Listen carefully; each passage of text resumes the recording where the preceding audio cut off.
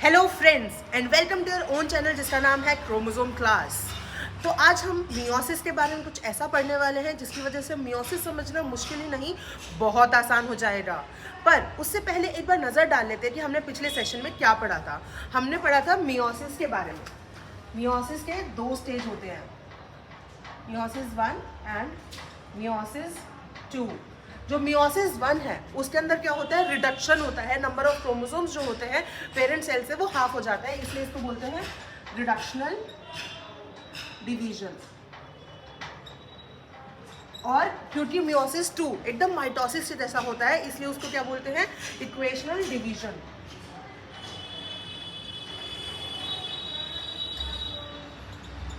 अब मियोसिस 1 में क्या होता है ऐसा जिसकी वजह से क्रोमोसोम नंबर हाफ हो जाता है, थोड़ा कॉम्प्लिकेटेड होता है, वो थोड़ा देखते हैं हम। मियोसिस 1 के 4 पार्ट हैं, prophase, metaphase, anaphase and telophase. ठीक है, प्रोफेज, मेटाफेज, एनाफेज, टेलोफेज। अभी तक सब कुछ सेम लग रहा है, जैसे माइटोसिस में होता है वैसा मियोसिस में लग रहा है, राइट। पर मियोसिस 1 का जो प्रोफेज 1 है उसके हैं 5 पार्ट, लेप्टोटीनी, जाइगोटीनी, पैचेटीनी, डिप्लोटीनी एंड डायकाइनेसिस। ठीक है, तो इन स्टेजेस का मतलब हमने पढ़ा था क्या होता है। लेप्टोटीन स्टेज के अंदर क्या होता है, जो क्रोमोसोम कंडेंसेशन होता है, जो प्रोफेज माइटोसिस का होता है, एकदम सिमिलर जैसा काम कुछ होता है लेप्टोटीन स्टेज में। उसमें क्या होता है, क्रोमोसोम का कंडेंसेशन होता है, न्यूक्लियर एनवेलप डिसइंटीग्रेट कर जाता है। ठीक है, और लेप्टोटीन स्टेज होने के बाद क्या होता है, होमोलोगस क्रोमोसोम की पेयरिंग होती है। होमोलोगस क्रोमोसोम वो क्रोमोसोम है जो एक क्रोमोसोम मम्मी से आया है, दूसरा क्रोमोसोम पापा से आया है, वो दोनों क्रोमोसोम आपस में पेयर कर जाएंगे और क्या बनाएंगे, होमोलोगस क्रोमोसोम। इस पेयरिंग को बोलते हैं साइनेप्सिस। और ये किसके थ्रू होती है, एसएनसी। एसएनसी क्या है, साइनेप्टोनिमल कॉम्प्लेक्स। एक कॉम्प्लेक्स प्रोटीन का कॉम्प्लेक्स फॉर्म हो जाता है, एक क्रोमोसोम ये रहा, दूसरा क्रोमोसोम ये रहा, दोनों के बीच के अंदर कुछ इंटरेक्शन होती है, साइनेप्टोनिमल कॉम्प्लेक्स बोलते हैं उस इंटरेक्शन को। उसकी वजह से वो दोनों क्रोमोसोम एक दूसरे के करीब रहते हैं। और ये इस स्टेज पे 2 क्रोमोसोम है तो इसको बोलते हैं बाइवेलेंट फॉर्मेशन, और क्योंकि 4 क्रोमेटिड्स हैं तो इसको बोलते हैं टेट्राड फॉर्मेशन। ठीक है, तो जब अब ये दोनों होमोलोगस क्रोमोसोम पास आ गए, अब क्या होती है इसके अंदर, क्रॉसिंग ओवर। ठीक है, तो पैचेटिनी स्टेज में क्या होता है, क्रॉसिंग ओवर। क्रॉसिंग ओवर होती है, इसके अंदर एक एंजाइम होता है, रिकॉम्बिनेस एंजाइम, वो हेल्प करता है क्रॉस ओवर होने में। रिकॉम्बिनेशन नोड्यूल्स फॉर्म हो जाते हैं और इसके अंदर क्या होता है, एक एक्सोन्यूक्लियस यूज करके एंड्स के ऊपर डीएनए के सिंगल स्ट्रैंड कट लगता है। कुछ पार्ट डीएनए का एक क्रोमोसोम से उठ के दूसरे होमोलोगस क्रोमोसोम पे चला जाता है, तो क्या होता है, cross over between non sister chromatids. वो कहाँ होती है, पैचेटिनी स्टेज में। ठीक है, जब अब क्रॉस ओवर हो गया, जो हमारा मेन टास्क था प्रोफेज 1 का जो मेन टास्क था वो हमारा हो गया। अब क्या होगा, अब जो साइनेप्टोनिमल कॉम्प्लेक्स बना है उन दोनों क्रोमोसोम को पास रखने के लिए वो डिसॉल्व कर जाएगा, क्योंकि अब उसकी ज़रूरत नहीं है। तो पैचेटिनी स्टेज में, डिप्लोटीनी स्टेज में क्या होगा, डिसोल्यूशन ऑफ एसएनसी। ठीक है, अब एसएनसी जब डिसॉल्व कर गया, ये 2 क्रोमोसोम थे, मान लो इनका जेनेटिक मटेरियल यहाँ से एक्सचेंज हुआ, एसएनसी तो डिसॉल्व, पहले ये जुड़े हुए थे। ठीक है, अब एसएनसी डिसॉल्व कर गया, पर लेकिन जहाँ से क्रॉस ओवर हुआ वहाँ पे अभी भी वो दोनों होमोलोगस क्रोमोसोम एक दूसरे से अटैच रहेंगे और एक एच शेप का स्ट्रक्चर बना लेंगे जिसको बोलते हैं कियास्मेटा फॉर्मेशन। कियास्मेटा फॉर्मेशन बोलते हैं, कियास्मेटा फॉर्मेशन। अब क्या होगा, जब कियास्मेटा फॉर्मेशन हो गई तो इसको अब टर्मिनलाइज करेंगे। उस टर्मिनलाइजेशन कहाँ पे होगी, डाइकाइनेसिस में, टर्मिनलाइजेशन ऑफ कियास्मेटा। ठीक है, अब टर्मिनलाइज हो गया तो क्या होगा, जो होमोलोगस क्रोमोसोम है वो जुड़े तो है पर टर्मिनल एंड से एक दूसरे से जुड़े हुए हैं। अब आएगा मेटाफेज। मेटाफेज में जनरली क्या होता है, मेटाफेज में वही होता है, क्रोमोसोम अपने आप को अलाइन कर लेंगे मेटाफेजिक प्लेट पे और इक्वेटोरियल प्लेट पे। इस टाइम पे अकेला क्रोमोसोम नहीं होता बल्कि होमोलोगस क्रोमोसोम जो एक दूसरे से टर्मिनल एंड्स पे जुड़े हुए हैं वो अलाइन कर लेंगे इक्वेटोरियल पोजीशन पे और फिर से मेटाफेजिक प्लेट बनाएंगे। ठीक है। अब मेटाफेज में ये हो गया, तो एनाफेज में क्या हो रहा, एनाफेज में सेपरेशन हो रहा। एंड माइटोसिस के एनाफेज में क्या होता है, सिस्टर क्रोमेटिड सेपरेट करती है, पर मियोसिस 1 के एनाफेज 1 में क्या हो रहा, नॉन सिस्टर क्रोमेटिड सेपरेट करेंगी, होमोलोगस क्रोमोसोम एक दूसरे सेपरेट करेंगे और वो दोनों ऑपोजिट साइड मूव करना स्टार्ट कर देंगे। ठीक है, जब वो मूव करना स्टार्ट कर दिया तो टीलोफेज में क्या हो रहा, टीलोफेज में फिर वही हो रहा, टीलोफेज में क्या हो रहा, वो डीकंडेंस कर जाएंगे। ठीक है, तो ये तो हो गया मियोसिस 1। अब मियोसिस 1 हो तो गया, अब मियोसिस 1 के बाद क्या आपको लगता है दोबारा एस फेज आता है? नहीं, कोई डुप्लीकेशन ऑफ क्रोमोसोम नहीं होती है, कोई कुछ नहीं होता है।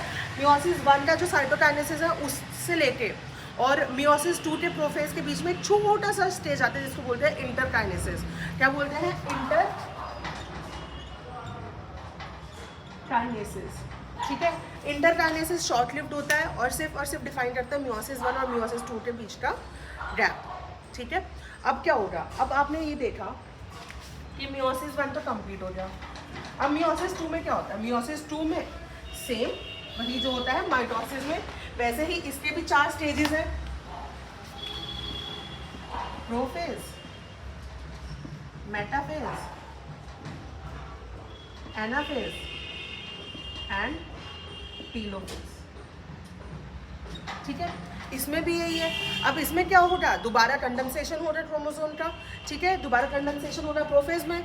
उसके बाद जो क्रोमोसोम है वो क्या करेंगे, वो मेटाफेज में इक्वेटोरियल पोजीशन पे अलाइन कर जाएंगे एक दूसरे से।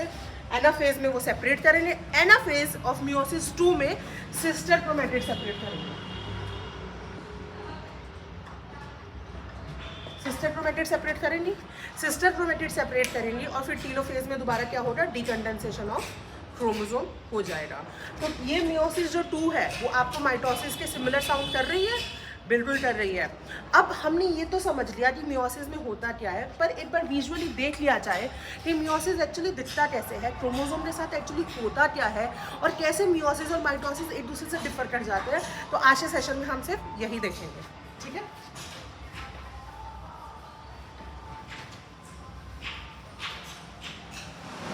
मियोसिस को ढंग से समझ लेते हैं और ये समझ लेते हैं कि क्रोमोसोम के साथ होता क्या है।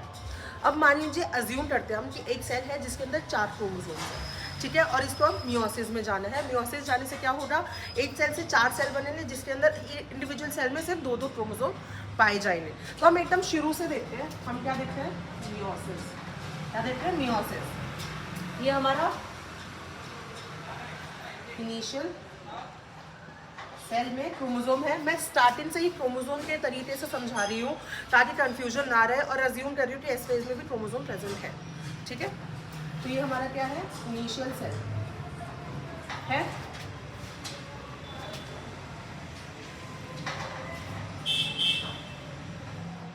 ठीक है, ये हमारा क्या है, इनिशियल सेल। अब क्या होगा, एस फेज होगा। एस फेज में क्या होगा, डुप्लीकेशन ऑफ जेनेटिक मटीरियल होगा। ये हमारा क्या है, एस फेज। एस फेज में क्या हुआ, नंबर ऑफ क्रोमोसोम पहले भी 4 थे, नंबर ऑफ क्रोमोसोम अभी भी 4 है, पर जो डीएनए कंटेंट है पहले हाफ था, अब डबल हो गया। अब एस फेज के बाद क्या आएगा, मियोसिस 1। मियोसिस 1 का सबसे पहले क्या आएगा, प्रोफेज 1। और प्रोफेज 1 में क्या होगा, लेप्टोटीनी स्टेज में सिर्फ कंडेंसेशन ऑफ क्रोमोसोम होता है, न्यूक्लियर एनवेलप डिसइंटीग्रेट कर जाता है। इसलिए मैं यहाँ पे आपको क्रोमोसोम में क्या डिफरेंस आएगा वो नहीं दिखा रही, क्योंकि हमने स्टार्टिंग से अज्यूम किया है जो क्रोमेटिन मटेरियल है वो क्रोमोसोम की फॉर्म में प्रेजेंट है। ठीक है, तो अब हम लेप्टोटीनी स्टेज को क्रॉस करते हैं और नेक्स्ट आता है जाइगोटीनी स्टेज। अब जाइगोटीनी स्टेज क्या होता है, जाइगोटीनी स्टेज में क्या होता है, हमें पता है कि हमारे 23, मान लो ह्यूमन सेल है 46 क्रोमोसोम है, तो 23 मदर से आ रहा है, 23 फादर से आ रहे हैं। तो जो 23 और 23 है वो आपस में पेयरिंग कर जाते हैं और होमोलोगस क्रोमोसोम जो है वो साइनेप्सिस कर लेते हैं। वो कहाँ होता है, वो जाइगोटीनी स्टेज में ही होता है। तो मान लो ये और ये होमोलोगस क्रोमोसोम है, ये क्या कर लेंगे, पेयरिंग कर लेंगे।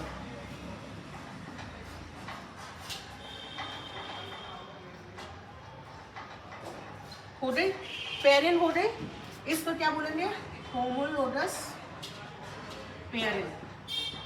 क्या बोलते हैं उसको, साइनेप्सिस। साइनेप्सिस हो गया।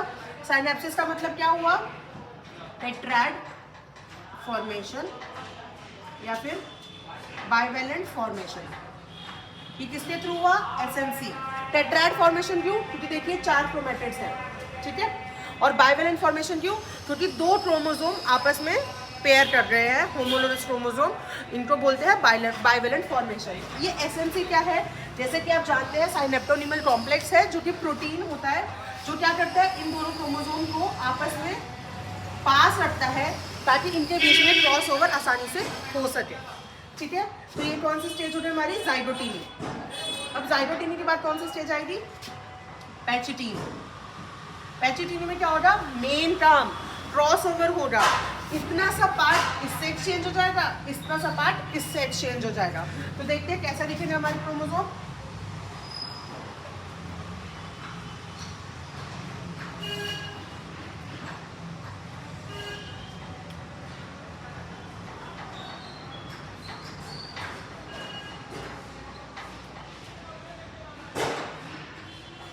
देखते हैं। तो पहले जो क्रोमोसोम था उसमें क्या हुआ? जो इतना पार्ट है वो यहाँ पे एक्सचेंज हो गया, जो रेड पार्ट था वो वहाँ चला गया, और जो ब्लैक पार्ट है वो यहाँ आ गया। सिमिलरली ये वाला पार्ट भी एक दूसरे से एक्सचेंज हो गया। तो ये क्या हो गया? Cross over. किसकी हेल्प से? रिकॉम्बिनेज एंजाइम की हेल्प से। क्या बनते हैं इसमें? रिकॉम्बिनेशन नोड्यूल्स फॉर्म होते हैं। तो इसके अंदर क्या हो गया? क्रॉस ओवर हो गया। अब इसके बाद क्या आएगा? डिप्लोटेनी स्टेज। उस डिप्लोटेनी स्टेज में क्या होगा? अब देखिए, जो मेन काम था क्रॉस ओवर फॉर्मेशन का वो तो हो गया। अब क्या होगा? जो उसके अंदर साइनेप्टोनिमल कॉम्प्लेक्स है उसका कोई रोल बचा नहीं। अब उसको क्रोमोसोम के साथ साथ रखने की कोई ज़रूरत नहीं है, तो वो क्या कर जाएगा? डिसॉल्व कर जाएगा।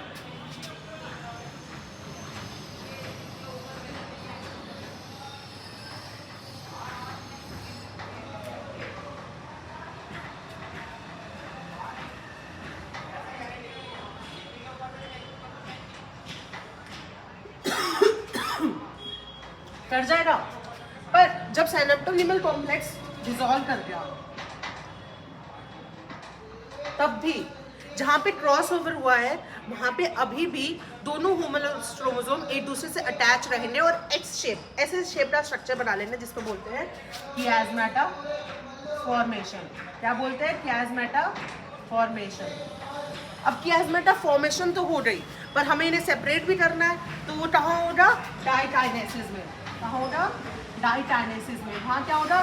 टर्मिनलाइजेशन हो जाएगी कियास्मेटा की। कियास्मेटा टर्मिनल पोजीशन पे पहुंच जाए। इसका मतलब क्या होगा? जो दोनों जो होमोलोगस क्रोमोसोम है वो एक दूसरे से अटैच तो रहेंगे, पर फिर सिर्फ और सिर्फ टर्मिनल पोजीशन से अटैच रहेंगे, ठीक है। ये हो गया। क्या हुआ? टर्मिनलाइजेशन ऑफ कियास्मेटा, ठीक है। अब क्या होगा? अब मेटाफेज आएगा। मेटाफेज में क्या होगा? इक्वेटोरियल पोजीशन पे अलाइन कर जाएंगे एक दूसरे से। इक्वेटोरियल पोजीशन पे अलाइन करने के बाद क्या होगा? एनाफेज। एनाफेज में क्या होगा? सेपरेशन होगा होमोलोगस क्रोमोसोम और नॉन सिस्टर क्रोमेटिड्स का। देखते हैं मेरे पर मेटाफेज जो प्लेट है वो स्किप कर रही हूँ, क्योंकि उसके अंदर एसिड क्रोमोसोम में कोई चेंज नहीं आएगा सेपरेशन वगैरह में। हम सीधा जा रहे हैं एनाफेज में। यहाँ क्या होगा?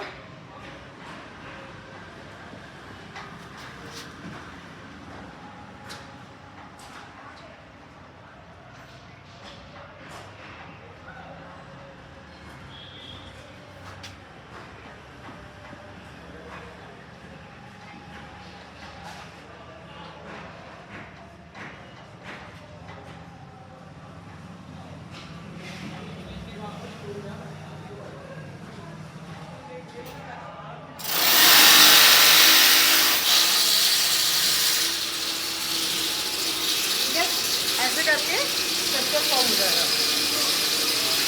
क्या होगा? Non homologous homologous chromosome separate कर जाएंगे, सेपरेट कर जाएंगे। और क्या सेपरेट करेगी? Non sister chromatids. Sister chromatids अभी सेपरेट नहीं करेगी। क्या सेपरेट करेगी? Non sister chromatids. अब क्या होगा? अब होगा कहते हैं टीलोफेज, जिसके अंदर डीकंडेंसेशन होगा, और फाइनली हमें जो सेल मिलेंगे वो 2 सेल मिलेंगे। ऐसे एक सेल के अंदर होगा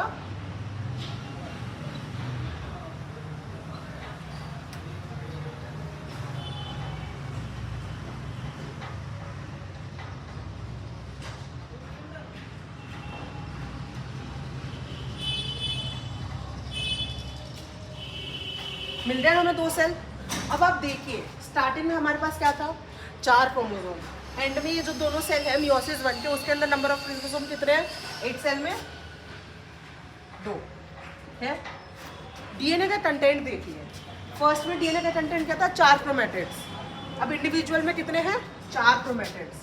तो इसका मतलब क्या है, मियोसिस 1 के एंड में नंबर ऑफ क्रोमोसोम तो हाफ हो जाते हैं, पर कंटेंट ऑफ डीएनए सेम रहता है। ठीक है, तो मियोसिस 1 के एंड में जो क्रोमोसोम का नंबर है वो पहले से तो आधा हो जाता है, पर जो डीएनए कंटेंट है वो सेम रहता है।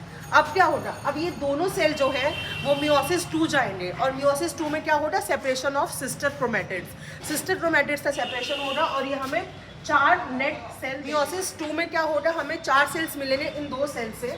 वो 4 सेल कुछ इस तरीके से दिखाई देंगे।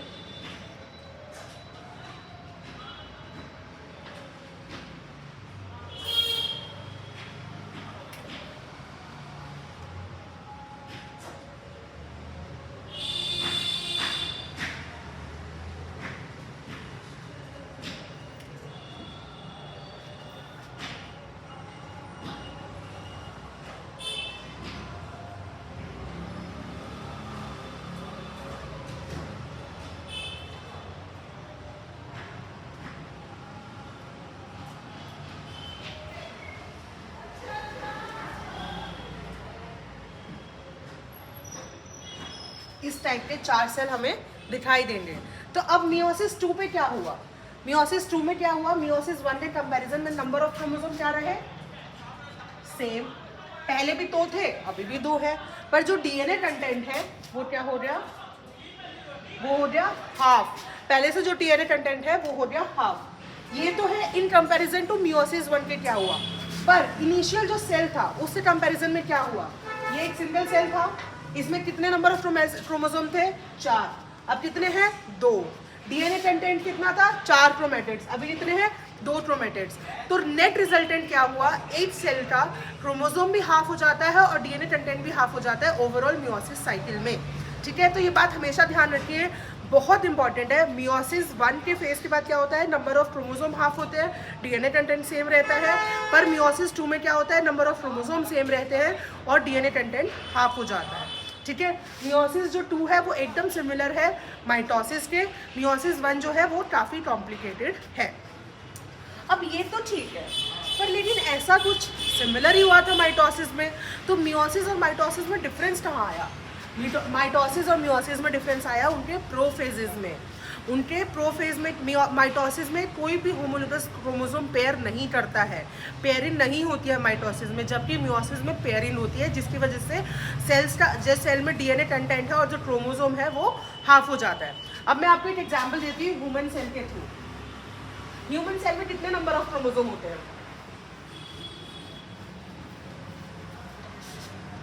एक नंबर से हम खेलते हैं, ह्यूमन सेल में कितने नंबर ऑफ क्रोमोसोम होते हैं, 46 होते हैं। अब अगर माइटोसिस है तो क्या होगा, 46 नंबर ऑफ क्रोमोसोम है इनिशियली।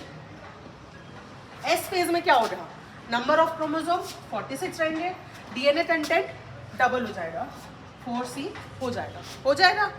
अब उसके बाद क्या होगा, कोई पेयरिंग नहीं है, कोई कुछ नहीं है, और सिर्फ सेपरेशन ऑफ सिस्टर क्रोमेटिड्स है, तो उसमें क्या होगा, नंबर ऑफ क्रोमोसोम कितने रहेंगे, 46, और डीएनए कंटेंट कितना हो जाएगा, 2C हो जाएगा। ये हमारे नेट रिजल्टेंट आ गया। मियोसिस में क्या होगा, मियोसिस में इनिशियली 46 था, एस फेज में क्या होगा, 46 और 4C। अब उसके बाद उसके प्रोफेज 1 में क्या होगा, वो होगा पेयरिंग। तो पेयरिंग के बाद अगर हम एक पेयर को कंसिडर करें तो 23 पेयर्स हो जाएंगे, क्रोमोसोम पे हो जाएंगे, और 4C कंटेंट रहेगा। मियोसिस 1 के एंड पे क्या होगा, मियोसिस 1 के एंड पे क्या होगा, वो पेयर सेपरेट करेंगे। तो पेयर सेपरेट करेंगे तो कितने नंबर क्रोमोसोम रह गए, एक सेल के अंदर 23 क्रोमोसोम रह गए, और कंटेंट कितना हो गया डीएनए का, 4C, राइट, सॉरी 2C नहीं 4C। डीएनए कंटेंट कितना हो गया, 4C। ठीक है, जो पहले था उससे तो डबल ही है, राइट। अब क्या होगा, इसके अंदर मियोसिस 2 होगी, मियोसिस 2 में क्या होगा, नंबर ऑफ क्रोमोसोम सेम रहेंगे पर जो डीएनए कंटेंट है वो हाफ हो जाएगा। तो इनिशियली 46 4C से क्या बन गया 23 2C, और माइटोसिस में क्या हुआ, इनिशियली 46 4C से क्या बन गया 46 2C। तो ये डिफरेंस है माइटोसिस और मियोसिस में, और यही डिफरेंस आता है उनके डिवीजन के अंदर। जब होमोलोगस पेयरिंग नहीं होती है माइटोसिस में, इसीलिए नंबर ऑफ क्रोमोसोम कहीं पे भी रिड्यूस नहीं होते हैं, पर मियोसिस में होमोलोगस पेयरिंग हो जाती है जिसकी वजह से वो पेयर्स फॉर्म कर लेते हैं। तो पहले तो क्रोमोसोम का जो होमोलोगस क्रोमोसोम है वो सेपरेट करते हैं, और फिर क्या डीएनए कंटेंट हाफ हो जाता है। तो दोस्तों आप समझ रहे हैं माइटोसिस और मियोसिस में बेसिकली नंबर ऑफ क्रोमोसोम्स के साथ क्या होता है। अब आपको अच्छे से समझ में आ गया होगा कि हर स्टेज पे क्या क्रोमोसोम का नंबर रहता है और क्या कैलकुलेशन रहती है, राइट। फिर भी अगर आपको कोई भी डाउट हो, कहीं पे भी थोड़ा बहुत आपको ऐसा लगे कि नहीं समझ में आ रहा है, कहीं पे भी रिपीटिशन चाहिए, तो do let us know please, हमारे कमेंट सेक्शन में बताइए कि आपको किस चीज़ की ज़रूरत है।